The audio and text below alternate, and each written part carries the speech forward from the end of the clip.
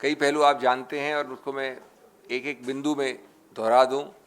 किस प्रकार से ईडी मुख्य रूप से और साथ साथ सीबीआई, आईटी इत्यादि इत्यादि एजेंसीज को एक साझेदारी, एक गठबंधन बना रखा है सरकार ने। किस प्रकार जो 10 या 20% राजनीतिक पहलू वाले केस होते हैं, उन 10 या 20% राजनीतिक पहलू वाले केसेस के 99% केस विपक्ष के विरुद्ध होते हैं, उनके लीडरों के विरुद्ध होते हैं। किस प्रकार से पूर्व चलने वाले केसेस जैसे ही दल बदल होता है रुक जाते हैं, बंद हो जाते हैं, अवरुद्ध हो जाते हैं, खत्म हो जाते हैं। किस प्रकार से अजीबोगरीब तथ्य होते हैं कि मैं साक्ष्य हूं आपके विरुद्ध, मैं 9 बार साक्ष्य देता हूं, उसमें आपका नाम भी नहीं लेता। 10वीं बार जब मैं गिरफ्तार हो गया हूं उसके बाद साक्ष्य देता हूं, वो उसमें मैं कुछ कहता हूं, 1-2 शब्द आपके बारे में, और उसके बाद मुझे बेल मिल जाती है और उसके बाद मैं पार्डन होके साक्ष्य बन जाता हूं, जिसको अप्रूवर कहते हैं। ये सब पहलू आपके चिर परिचित हैं, जाने माने हैं, आप लोग समझते हैं, जनता समझती है। ये एक रूटीन बन गया है, लेकिन रूटीन रूल नहीं होता, अपवाद है, ये याद रहे हमेशा। अब मैं इस संदर्भ के बाद अभी हाल की छत्तीसगढ़ के विषय में आपसे बात करना चाहता हूँ। छत्तीसगढ़ का सो कॉल्ड लिकर स्कैम, और लिकर स्कैम भी चल रहे हैं इंडी गठबंधन के विषय में। मैं अब छत्तीसगढ़ की बात कर रहा हूँ सिर्फ, ये आपको एक संदर्भ देके, एक प्राकथन देके। शराब घोटाले की एक काल्पनिक और सनसनीखेज भूमिका लिखी गई प्रवर्तन निदेशालय द्वारा छत्तीसगढ़ के विषय में, और विशेष रूप से लिखी गई क्योंकि चुनाव आ रहे थे। उसकी टाइमिंग थी चुनाव के पहले, उसका गति और दिशा थी चुनाव के पहले, और अब कल परसों उसका खुलासा हुआ है चुनाव के बाद उच्चतम न्यायालय के निर्णय द्वारा, जिसके विषय में मैं आपके सम्मुख बैठा हूं।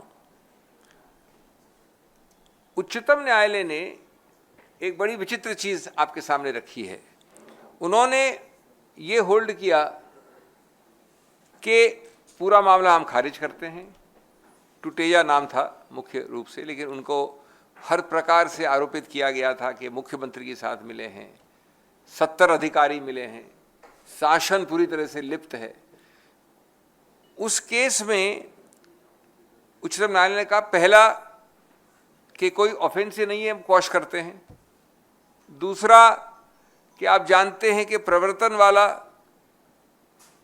जो धन शोधन, मनी लॉन्ड्रिंग कहते हैं, वो आधारित होता है निर्धारित, पूर्व निर्धारित अपराध पे, जिसको प्रेडिकेट ऑफेंस कहते हैं। तो उच्च न्यायालय ने कहा ऐसा कोई प्रेडिकेट ऑफेंस ही नहीं है, तो जानवर नहीं है तो पूंछ कहां से हिल रही है? जब बॉडी नहीं है तो उसकी पूंछ कैसे हिल सकती है? तीसरा, उन्होंने कहा कि कोई इनकम टैक्स का नोटिस अगर जाता है तो इनकम टैक्स का कानून तो मनी लॉन्ड्रिंग प्रवर्तन विभाग के शेड्यूल में लिखा ही नहीं है, उसको भी आप बना देते हो। इस चीज को आपने कब बनाया? इसको आपने काल्पनिक, अपनी एक कुत्सित राजनीतिक मंशाओं के कारण 70 लोगों से अधिक अलग अलग विभिन्न डिपार्टमेंट्स के अंदर शासन को बदनाम करने के लिए, पूर्व मुख्यमंत्री बघेल के विरुद्ध हर प्रकार के आरोप लगाने के लिए, और इनकम टैक्स के ताबड़तोड़ छापेमारी के आधार पर एक प्रवर्तन का निदेशालय का केस बना दिया। तो उच्चतम न्यायालय ने कहा कि सिर्फ इनकम टैक्स के आधार पर तो आप कर भी नहीं सकते। कैसे किया, क्यों किया? उत्तर बड़ा सही है, ये तो खैर उच्चतम न्यायालय का काम नहीं इस पर जाने का। उत्तर इसलिए सही है कि आप एक तारीख चुन लीजिए, उससे मालूम पड़ेगा क्यों किया। चुनाव कब थे भाई छत्तीसगढ़ में? नवंबर 2023 में थे। तो ये तो अनिवार्य है कि चुनाव की जैसी बिगुल बजी तो ईडी की बिगुल बजी। ये वो कंप्लीटली जो है एक पपेट वाली संस्थाएं हैं जिनको एक्टिवेट किया जाता है चुनाव के पहले। और आरोप पत्र नवंबर 2023 के चुनाव के थोड़ा पहले ये था कि ये लिकर स्कैम घोटाला जिसको कहते हैं तथाकथित 2019 से चल रहा है। अरे भाई 19 से चल रहा है तो 2023 में आप क्यों उठे, क्यों जगे? और इसमें सैकड़ों करोड़ की रिश्वत दी गई है। क्या हुआ उस रिश्वत का जब अभी उच्चतम न्यायालय ने ऐसा निर्णय दिया? तो उन्होंने ये भी, और ये सब चीजें माननीय मोदी जी, माननीय अमित शाह जी, माननीय बीजेपी के सभी वरिष्ठ नेताओं ने अपने भाषणों में कहा। 2161 करोड़ का शराब घोटाला, इतने सारे 70 वहां के कर्मचारी लिप्त हैं, मुख्यमंत्री लिप्त हैं, और कई इनमें से ये टुटेजा जिसका केस निर्णित हुआ, रात रात भर, दिन दिन भर वो और उनके पुत्र इस केस में, उनको प्रताड़ित किया गया, उनसे पूछताछ की गई, उनके बयान लिखे गए। ये सब क्यों किया? आप तो शुरू से जानते थे कि अगर ये पूरा आधार है इनकम टैक्स का, जो नींव है, फाउंडेशन है, तो क्यों किया? द्वेष से किया, राजनीतिक द्वेष से। इसलिए कि आप चाहते हैं कि ये इन प्रकार ऋण, जो मैं कहता हूं बाय हुक और by crook, more by crook less by hook, आप इसका इस्तेमाल करें, जिसको चुनाव के हॉट पीरियड कहा जाता है। ये आम सही साक्ष्य तथ्यों पे आधारित प्रोसिक्यूशन नहीं है, इसको कहते हैं चुनावी प्रोसिक्यूशन। मैं कुछ प्रश्नों द्वारा अंत करना चाहूंगा। यदि कोई घोटाला हुआ तो ईडी ने इतनी लंबी जांच के बाद धन शोधन, ये इंपॉर्टेंट शब्द है, मनी लॉन्ड्रिंग का आपके समक्ष या उच्चतम न्यायालय के समक्ष एक भी साक्ष्य तथ्य रखा? और अगर धन शोधन नहीं है तो मनी लॉन्ड्रिंग नहीं हो सकती। आप खून के आरोपित हो सकते हैं, आप कत्ल के आरोपित हो सकते हैं, आप इनकम टैक्स के आरोपित हो सकते हैं, आप किडनैपिंग की हो सकती है, लेकिन मनी लॉन्ड्रिंग कहाँ हुई? और अगर होती तो निर्णय नहीं आता। यदि अपराध शराब निर्माताओं की फैक्ट्री से शुरू हुआ तो कृपया बताइए कि एक भी शराब का निर्माता को आपने गिरफ्तार किया या समक्ष रखा? क्यों? क्योंकि आपका उद्देश्य सिर्फ राजनीतिक द्वेष, राजनीतिक विरोध करने वाले लोग, विपक्ष के लोग।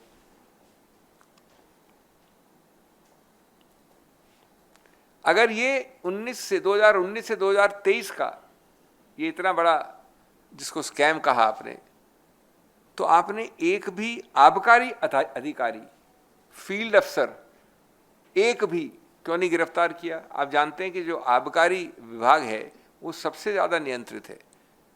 आप फैक्ट्री से बाथरूम नहीं जा सकते बिना एक नियंत्रित तरीके से, उस पर लिखना पड़ता है, रजिस्टर एंट्री करनी पड़ती है, ट्रक निकलती है, ये सब होता है।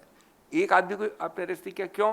क्योंकि आपका निशाना था सिर्फ राजनीतिक द्वेष वालों की तरफ। अगर ये सब लोग दोषी थे, यानी कौन? ब्यूरोक्रेसी, आबकारी अधिकारी, फैक्ट्रियों के निर्माता, तो आज तो कोई बाकी चीज छोड़िए, आज 4 महीने हो गए, 5 कितने महीने हो गए, 5-6 महीने हो गए सरकार बने, 4 महीने हो गए, आपने उसके बाद भी किसी को गिरफ्तार किया है? क्यों नहीं किया? क्योंकि आज आप वापस राजनीतिक द्वेष से अपनी खुद की सरकार के अंतर्गत जो ईओडब्ल्यू है, उसी चीज को जो इनकम टैक्स पे नहीं चली, जिसको उच्चतम न्यायालय ने निरस्त किया, उसको अब ईओडब्ल्यू के जरिए वापस शुरू करना चाह रहे हैं, क्योंकि सरकार आपकी आ गई है। ये मैं आपके लिए इसलिए बता रहा हूं जिससे कि एक्सपोज हो कि क्या इनके तौर तरीके हैं, किस प्रकार से कानून को पूरा जो है समंदर में डाल के काम किया जा रहा है। और अगर आप अब ये ईओडब्ल्यू यानी इकोनॉमिक ऑफेंसेस विंग का इस्तेमाल या दुरुपयोग कर रहे हैं, तो उसमें कम से कम एक तो व्यक्ति हो जो राजनीतिक व्यक्ति या विरोध का या विपक्ष का व्यक्ति नहीं हो। इतना बड़ा स्कैम 2600 का आपने आंकड़ा फेंक दिया, 2161 का, उसमें एक भी अधिकारी नहीं, एक भी निर्माता नहीं फैक्ट्री का।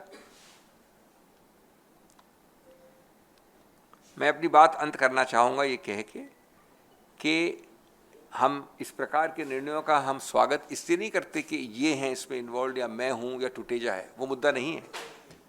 ये इसलिए हम करते हैं स्वागत कि ये एक सिद्धांतिक, संस्थापिक एक मूल मुद्दा है, जिससे आपको यद्यपि अमुक केस में, क्योंकि हमारा सिस्टम ऐसा है कि अमुक केस में ही निर्णय होता है, एक सर्वभ्यामी या व्यापक निर्णय नहीं हो सकता पूरे प्रदेश के लिए, लेकिन इस प्रकार के निर्णय एक्सपोज करते हैं कि आपका उद्देश्य क्या था, आपका तौर तरीका क्या था।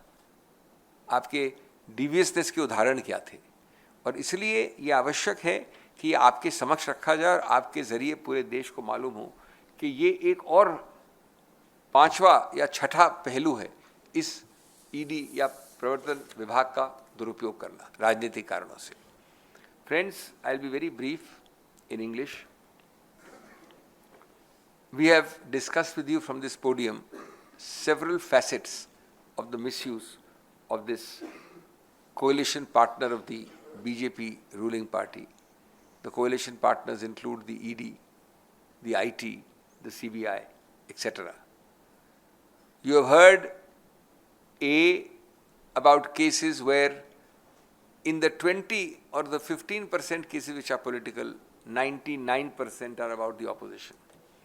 What they fool you on is saying, "Arey, 80% cases are not political." We are not talking about a case against a businessman. We are not talking about a case against an individual officer. We are talking about the 20% which have political flavor. 99% of the 20% involve political opponents. Why?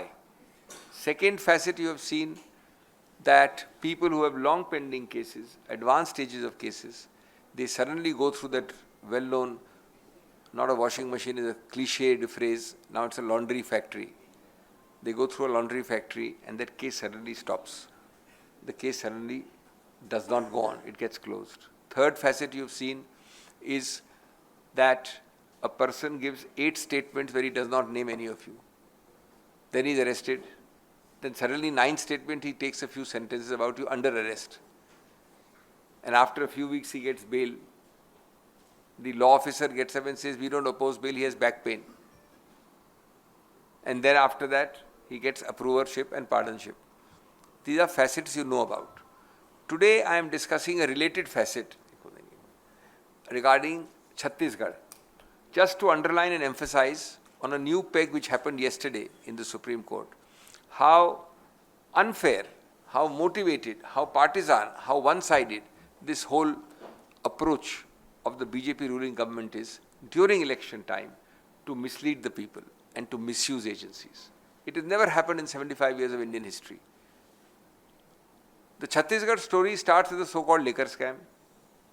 When is the so-called liquor scam activated? The ED jumps in just before the November 2023 elections in Chhattisgarh. Question arises, why? The allegation relates to an alleged scam of 2019. This 19 scam gets so hot and activated a few weeks or a few months before the elections. Obviously, the motivation is ulterior, it is political. In this, the Supreme Court says something astonishing yesterday. It says there is no predicate offense. What are you doing about money laundering? As you know, money laundering is a consequential offense. So if there is no body, how does the tail wag without a body?